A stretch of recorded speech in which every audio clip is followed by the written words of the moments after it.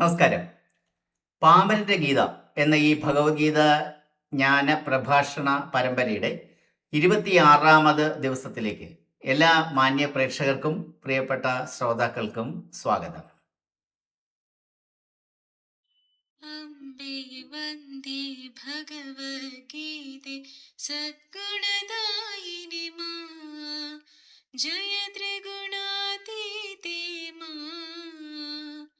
മാനസരഞ്ജിനി മാമകദേവി ഭവസാഗര ഭയമോക്ഷപ്രദായിനി ധൈര്യപ്രദായിനി മാ ആത്മജ്ഞാനപ്രദായിനി മാ.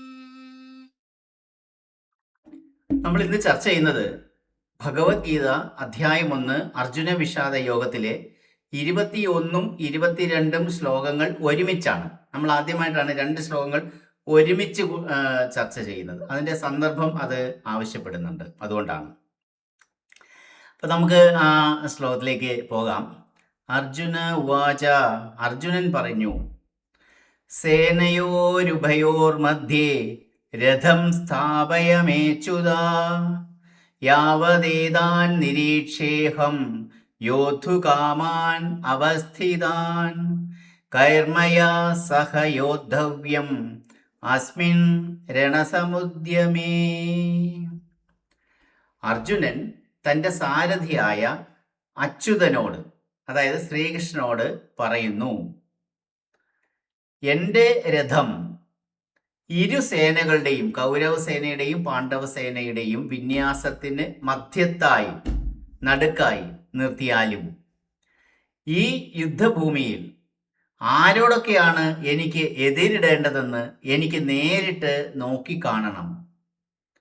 ആരൊക്കെയാണോ യുദ്ധം ചെയ്യാൻ തീരുമാനിച്ച് ആഗ്രഹിച്ച് ഉറപ്പിച്ച് വന്ന് നിലയുറപ്പിച്ചിരിക്കുന്നത് അവരാരൊക്കെയാണ് എന്ന് എനിക്കറിയണം. ഇരു സേനകളുടെയും വിന്യാസത്തിന് നടുവിലായി നിന്ന് നോക്കിയാൽ എതിരാളികളെയെല്ലാം വ്യക്തമായി കാണാനും അവരാരൊക്കെയാണ് എന്ന് മനസ്സിലാക്കാനും സാധിക്കും. അതുകൊണ്ടാണ് ആ വിധത്തിൽ തേരിനെ നിർത്തിക്കൊടുക്കാൻ അർജുനൻ ആവശ്യപ്പെടുന്നത്.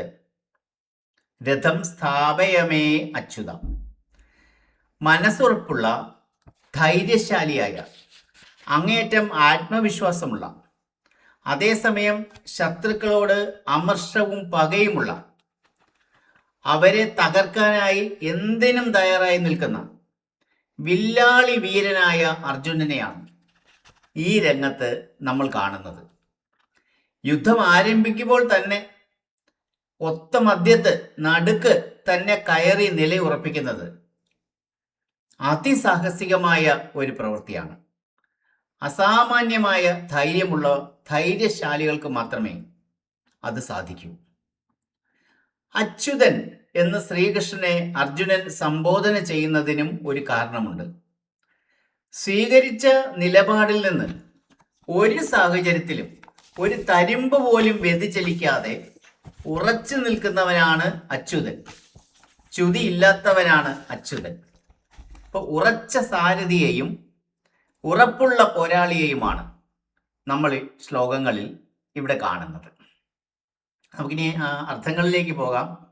സേനയോരുഭയോർ മധ്യേ എന്ന് പറഞ്ഞാൽ ഇരു സേനകളുടെയും നടുക്ക്.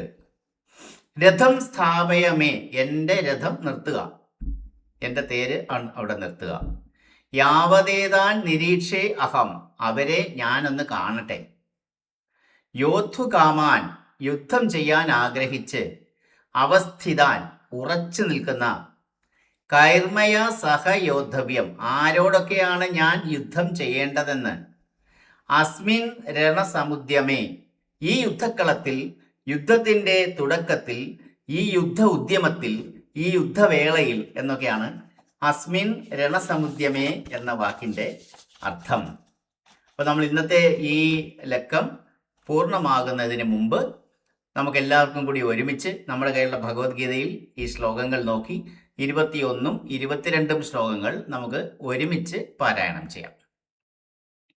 അർജുന ഉവാച, സേനയോരുഭയോർമധ്യേ രഥം സ്ഥാപയമേ അച്യുത യാവദേതാൻ നിരീക്ഷേ അഹം യോദ്ധുകാമാൻ അവസ്ഥിതാൻ കൈർമയാ സഹ യോദ്ധവ്യം അസ്മിൻ രണസമുദ്യമേ. നന്ദി, നമസ്കാരം.